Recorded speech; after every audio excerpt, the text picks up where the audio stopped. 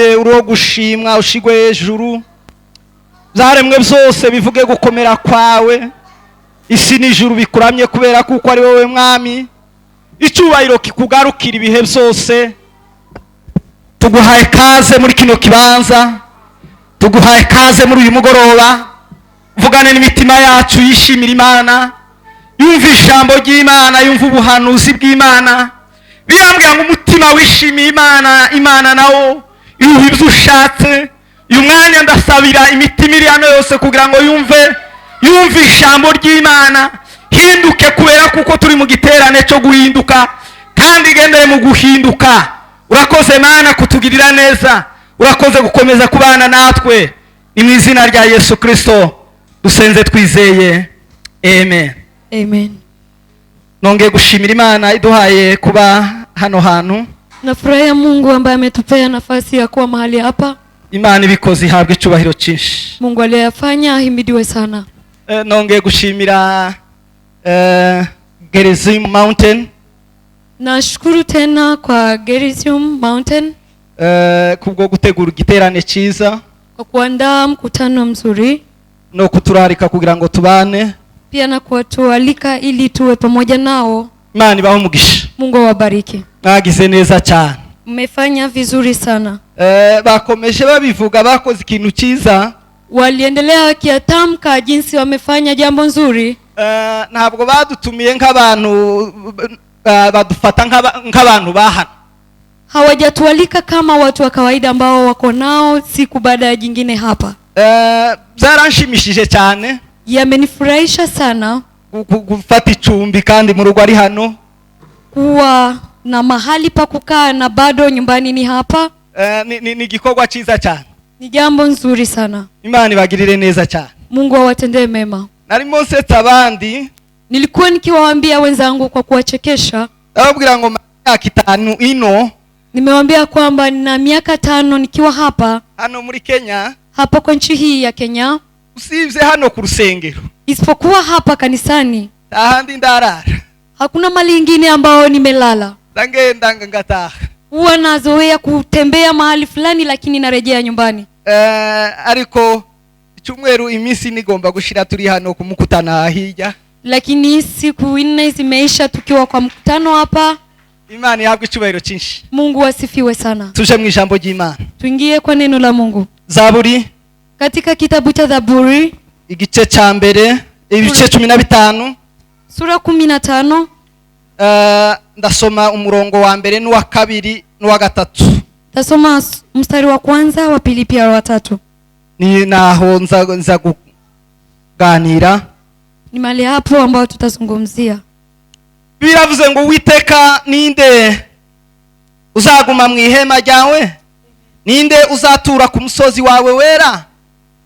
Nugendera mu bitunganye, agakora ibyo gukiranuka, akavuga iby'ukuri nk'uko biri mu mutima we. Gatatu, utabesheresha abandi ururimi rwe, ntagirire nabi mugenzi we, ntashushe inkuru y'umuturanyi we. Amen. Bwana, ni nani atakaye kaa katika hema yako? Ni nani atakayefanya maskani yake katika kilima chako kitakatifu? Ni mtu aendaye kwa ukamilifu na kutenda haki, asemaye kweli kwa moyo wake, asiyezingizia kwa ulimi wake, wala hakumtenda mwenziwe mabaya, wala hakumsengenya jirani yake. Amen. Amen. Twarimo tuganira ejo bundi. Tulikuwa tukizungumzia juzi. Tuganira ko guhinduka bishoboka. Tulikuwa tukizungumza jinsi kugeuka inawezekana. Intego y'igiterane baratubwiye ko ari guhinduka. Shabaha ya mkutano ni kugeuka. Hanyuma dutangira igiterane twaganiriye ko guhinduka bishoboka. Na tukianza mkutano tulizungumzia kwamba kugeuka inawezekana. Tuvugana urugendo rwo guhinduka ahantu ruhera. Tulizungumza msafara wa kugeuka mahali inaanzia. dusanga urugendo rwo guhinduka rutangirira mu kwakira Yesu Kristo. tuligundua ya kwamba msafara wa kugeuka wala wa mageuzi inaanzia kwa kumpokea Yesu Kristo. Yumaze kwakira Yesu Kristo, kishamaliza kumpokea Yesu Kristo, barabivuze kuhinduka kuba umwana w'Imana. tuliyazungumzia kwamba wewe unabadilika kuwa mwana wa Mungu. Aho niho process yo guhinduka itangirira. Hapo ndiyo mwanzo wala msafara wa kugeuka unaanzia. None kwa hiyo uyu munsi leo hii turaganira guhinduka mu byo tuvuga dukoresheje ururimi rwacu. Amen. Tutazungumza namna ya kugeuka kwa kutumia matamko ambayo yanatoka kwa kinywa chetu. Guhinduka mu byo tuvuga dukoresheje ururimi rwacu. Kugeuka kwa mambo ambayo tunayazungumzia yapitayo kwa ulimi wetu. Biblia iravuga, Biblia inasema, iravuga ngo yego y'umukiranutsi be yego. Amen. Biblia inasema ya kwamba naam ya Mkristo iwe naam, na hoya ibe hoya, na apana iwe apana. Ibirenze kuri ibyo, zaidi ya hayo, biba bivuye ku mubi Satani, yanatoka kwa ibilisi shetani. Muri uyu murongo wa 2 n'uwa 3, kwa sura hii ya 2 na ya 3, harimo ibintu bitatu nshaka ko tuvugana. Kuna maneno 3 ambayo nilipendelea tuzungumze nanyi, kandi biri mu kintu kimwe, pia yanapatikana kwa jambo moja. Biraza gusangwa mu rurimi. Hayo yatatoka kwa ulimi. Akambere, jambo la kwanza, uhereye hano ku murongo wa 2, kuanzia kwa mstari wa 2, akavuga iby'ukuri nguko buri mu mutima we. Yanasema ya kwamba kuzungumza mambo ya ukweli kama yatokayo ndani ya moyo. Iyo kuvuga biba bihereye hehe? Hano ku rurimi. Na kutamka yanatoka kwa ulimi.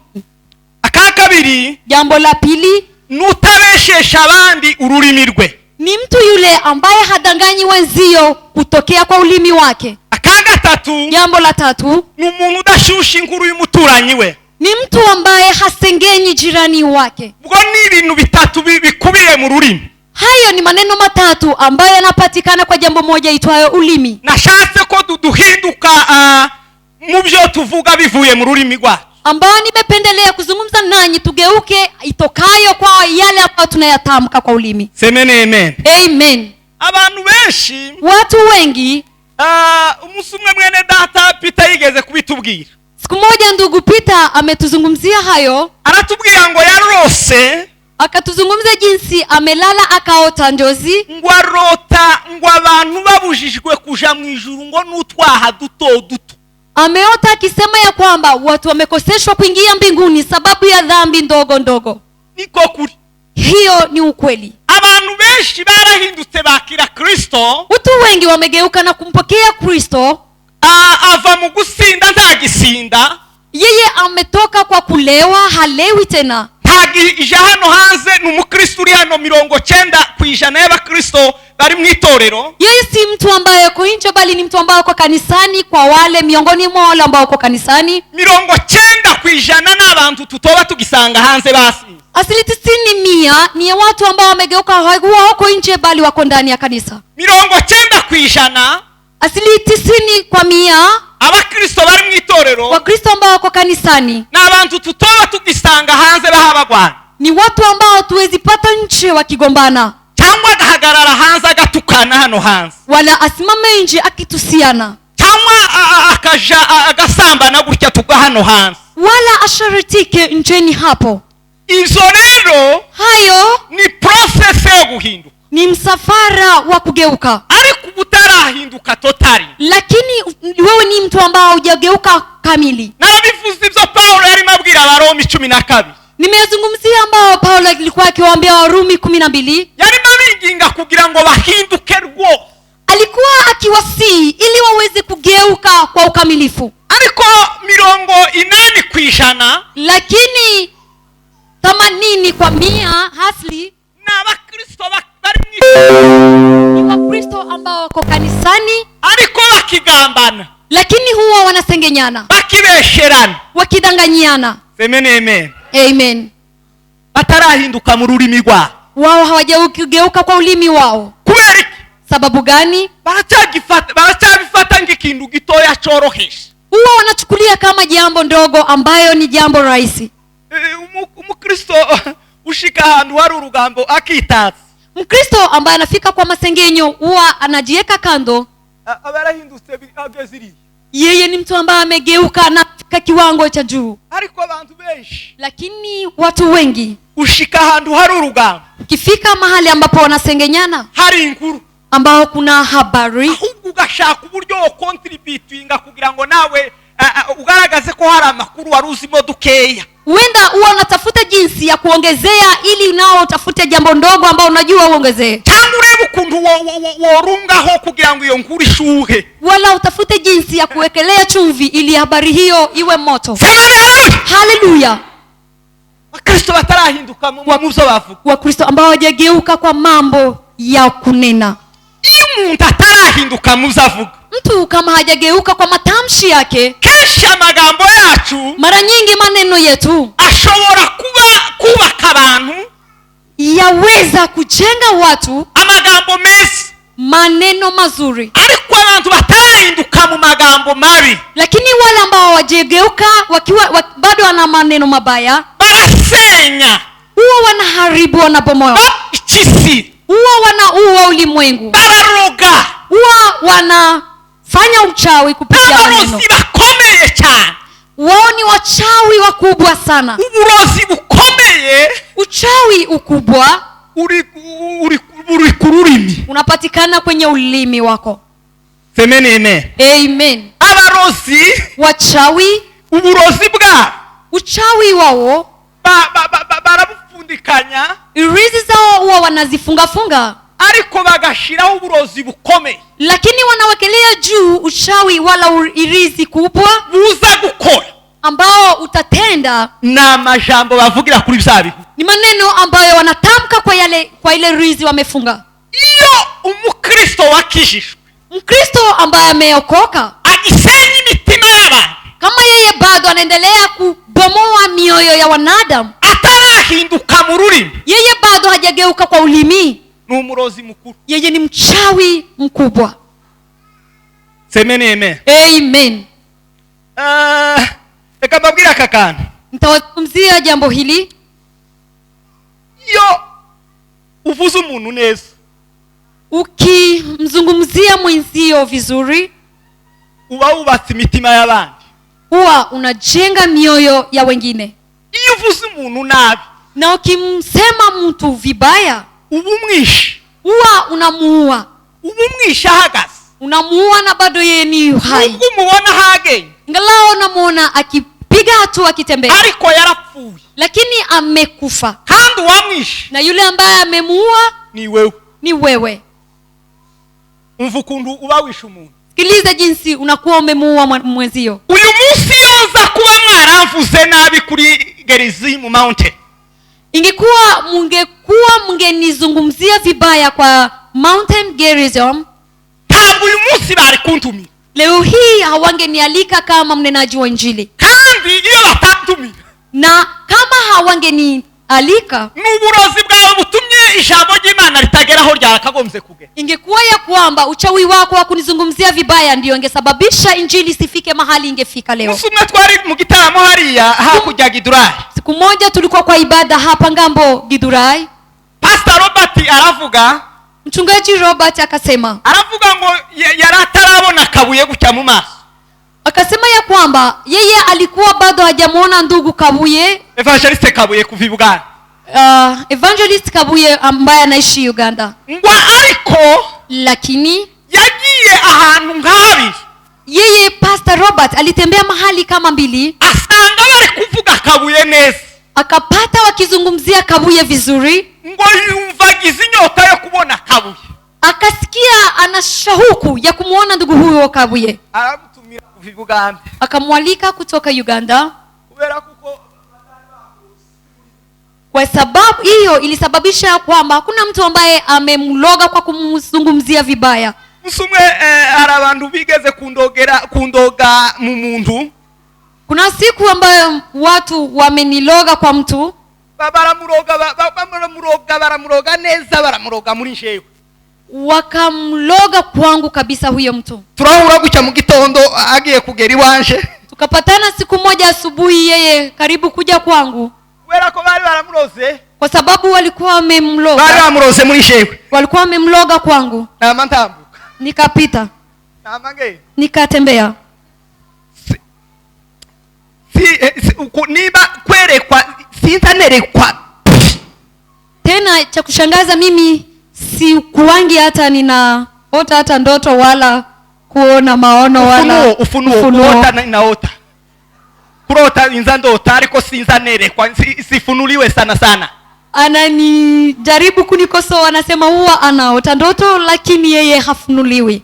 Kungu bari turiya muntu murishe, Lakini jinsi walikuwa wameroga huyo mtu ndani mwangu, nimeyakubali.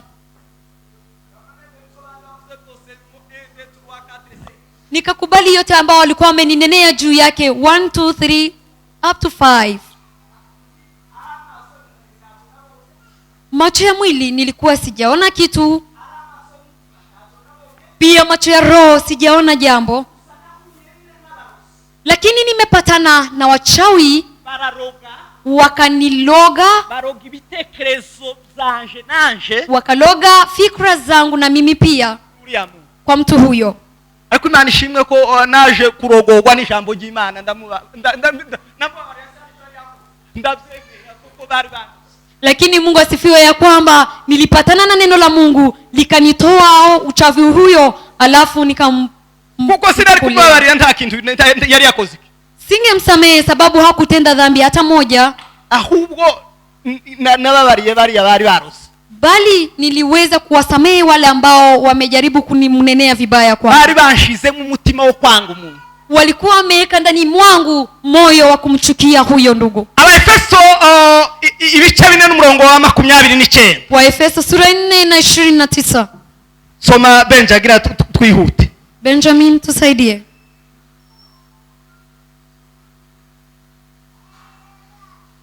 Ibice 4:29. Neno lolote lililo ovu lisitoke vinywani mwenu, bali lililo njema la kumfaa mwenye kuhitaji, ili liwape neema wanaosikia. Amen. Amen.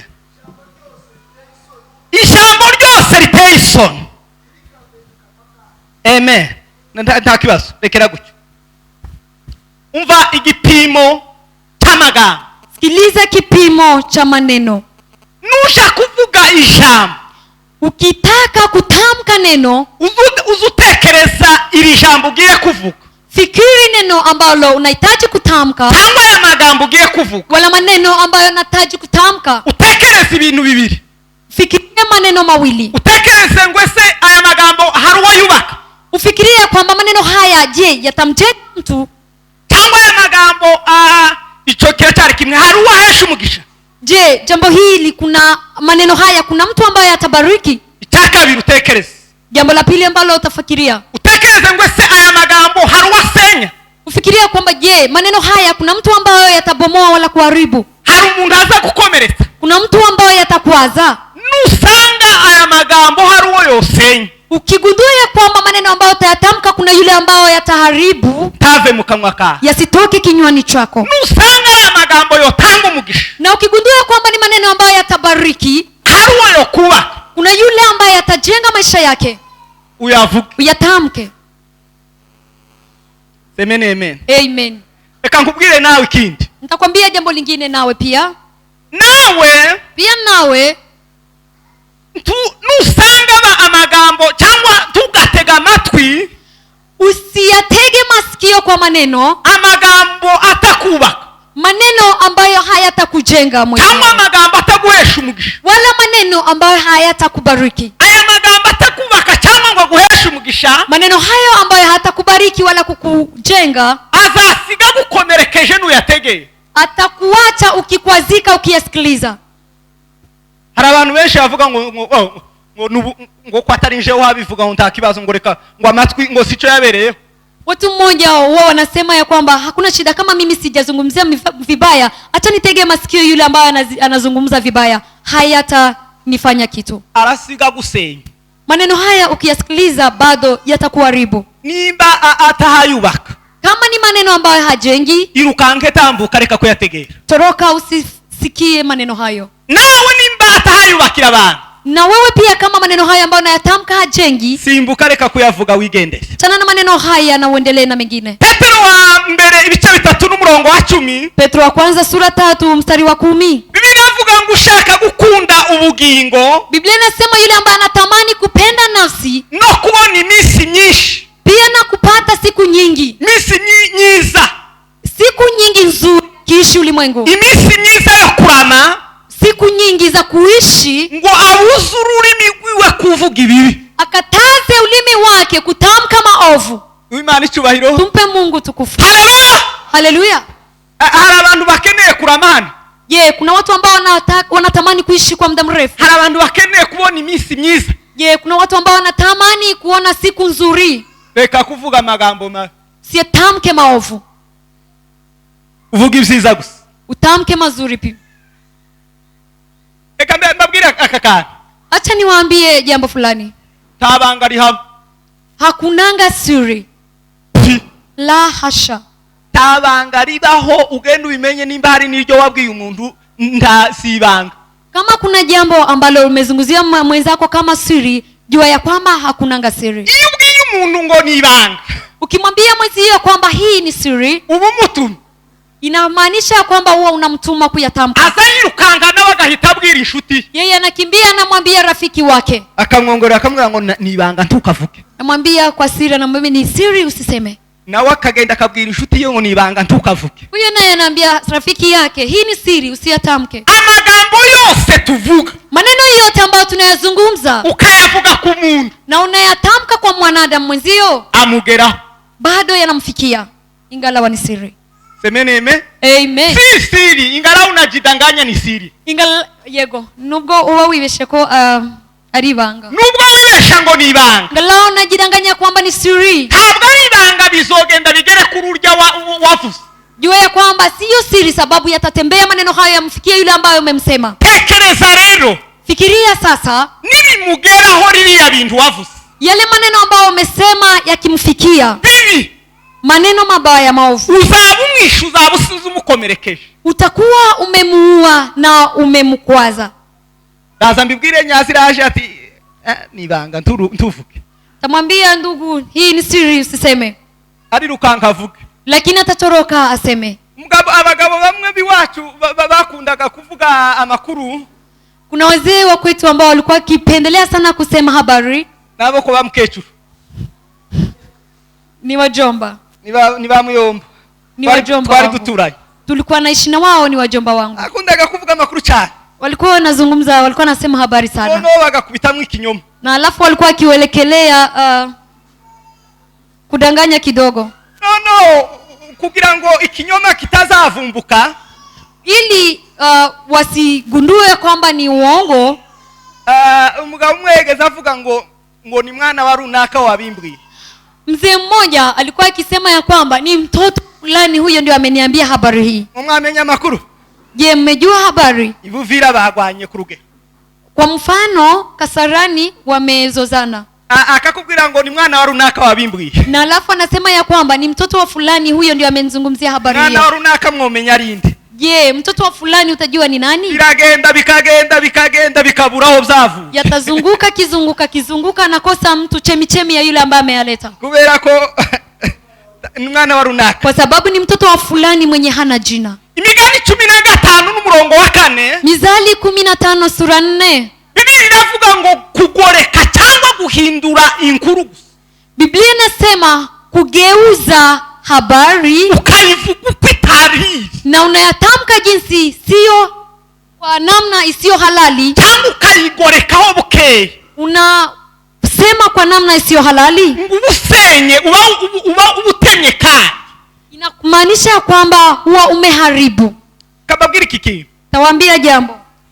Hano hari umuntu uza ko bamuvuga nabi. Je, kuna mtu miongoni mwetu ambaye atatamani wamzungumzie vibaya? Biravuga ngo icyo utifuri, icyo to udakorera ba. Yego. Icyo utifuza ko bagukorera, nawe ntukagikorere aba. Biblia inasema ya kwamba jambo ambayo haufurahii wakutendee usiyatendie mwenzio. Niba wifuza ko bakuvuga neza, Kama unatamani wakuzungumzie vizuri, nawe vuga abandi neza. pia nawe zungumzia wenzio vizuri. Nimba wifuza ko bakuvuga ibyiza, Kama unatamani wakuzungumzie mazuri, vuga ibyiza ku bandi. tamka mazuri kwa wenzio. Kambere aka kantu kamwe kugira ngo nze kugera ku musozi, iminota bampaye igiye kugera. Naonesha kitu kidogo ili nikamilishe sababu ya dakika inakaribia. Soma Imigani ibice 10 n'umurongo wa 19. Kitabu cha Mithali sura 10 na mstari wa 19. Formule yo guhita mutahura umuntu uzusenya cyangwa uzuzana urugambo mu bantu. Formula ya kutambua mtu ambaye anakuja kuomba na mtu ambaye anakuja kupanda. Yes, rekera gutyo. Katika wingi wa maneno hapakosi kuwa na maovu. Formule iri très applicable, yumvikana cyane, yo guhita mutahura umuntu uzusenya cyangwa uzuseza cyangwa uzawica abantu mu bandi. Ni mtu wa story.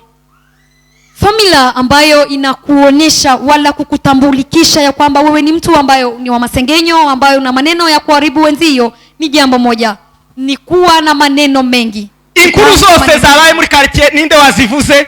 Ni Nyantuzi. Story ambayo iko kwa mtaa, ni nani amezungumzia? Ni mtu fulani.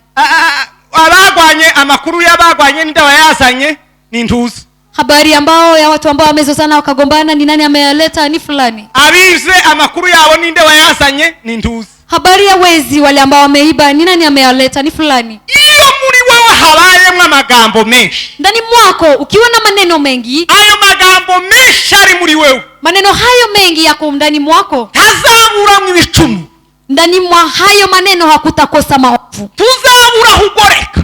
Hakuna mahali utakosea ili useme jinsi si halali. Kandi nurangiza kugoreka, na ukisema kwa namna isiyo halali, uzobuse, utakuwa umeharibu, umebomoa. Formula yo kugira ngo utazasenya abantu, formula ya kusababisha usiharibu wala kubomoa wenzio, utazateranya abantu, na usiwazozane kwa kuchanganya mambo na wengine. Linda ururimi rwawe. Linda ulimi wako. Kamabwira iki kintu, nawaambia jambo, amagambo mabi, maneno mabaya, akenshi iyo tuyavuga, mara nyingi tukiyatamka, adusigira imivu, huwa inatuachia laana. Yego asiga imivumo mu bantu, huwa anaacha laana ndani yetu.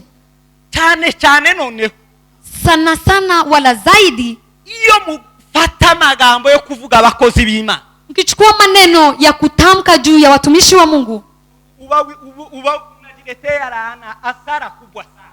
ubawizaniye umuvumo, ni gihombo gikomeye. Igihombo gikomeye, umuvumo ukomeye usize ku muryango no kuri wewe, hasara na laana kubwa ambayo naacha kwako na kwa familia yako. kandi warakijijwe uri mu ikanisa, na pia wewe umeokoka huko kanisani, ukayoberwa ahantu umuvumo waturutse, unautafuta mahali ambapo laana imetoka. uzutanga icyacumi wenda, saa zingine huwa unatoa fungo la 10, ususenga, unaomba pia, ariko nturamenya gukontrola ururimi rwawe, lakini haujajua jinsi ya kuchukulia vizuri ulimi wako. muza makuru. Je, mnajua habari? Mwobona noneho kwanteza ijyaye, na mkijua sasa kwa mtume, za unda kama kwikiriza ngo nanje nari impari ngo ahubwo ngo njewe, na alafu mwingine anasema ukweli na mimi nilikuwa, na alafu story inaendelea. Hiyo ni kujikogotea laana. Migani 13 n'umurongo wa 3, Mithali sura 13 na haya 13, biravuga ngo ufashe ururimi rwe, Biblia inasema yule ambaye anazingatia ulimi wake ngo abarinse ubugingo bwe, inamaanisha yeye ni mtu ambaye analinda nafsi yake. ngo ari kubumbura kanwa, lakini yule ambaye anafungua kinywa chake, akabumbura kanwa kuvuga abantu no guseba, anafungua kinywa chake kwa kutamka na kusengenya wengine, azarimbuka. Yeye ataangamia. Azarimbuka yarakijijwe aba mu ikanisa. Mtu huyo ataangamia, ameokoka na bado ako kanisani, bado ataangamia. Azarimbugwa niki? Na atangamizwa na jambo gani? Ikintu gitoya yita gitoya asuzugura, jambo ndogo ambayo huwa anaichukulia kama jambo ndogo ambayo anaidharau. Azarimbuka ataragisambana, yeye ataangamia na bado hasharatiki. Azarimbuka atarakikiba. Ataangamia bila yeye si mwezi. Azarimbuka yarakiranukaga mu maturo n'ivyacumi. Yeye ataangamia na ni mwaminifu kwa fungo la 10 na sadaka. Azarimbugwa no kutahindura ururimi rwe.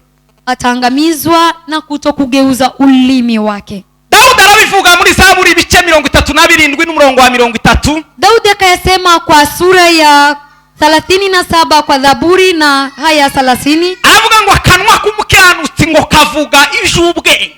Akasema ya kwamba kinywa cha mwenye haki huwa kinatamka maneno ya maarifa, ya busara. Ururimi rwiwe ruvuga ivyo gukiranuka. Pia na ulimi wake unatamka maneno ya mwenye haki. Reka zoze nkubwira iki kintu. Nitakamilisha nikikwambia jambo. Uri umurinzi w'ururimi rwawe. Wewe ni mlinzi wa ulimi wako. Hindura ururimi mu byo wavuga.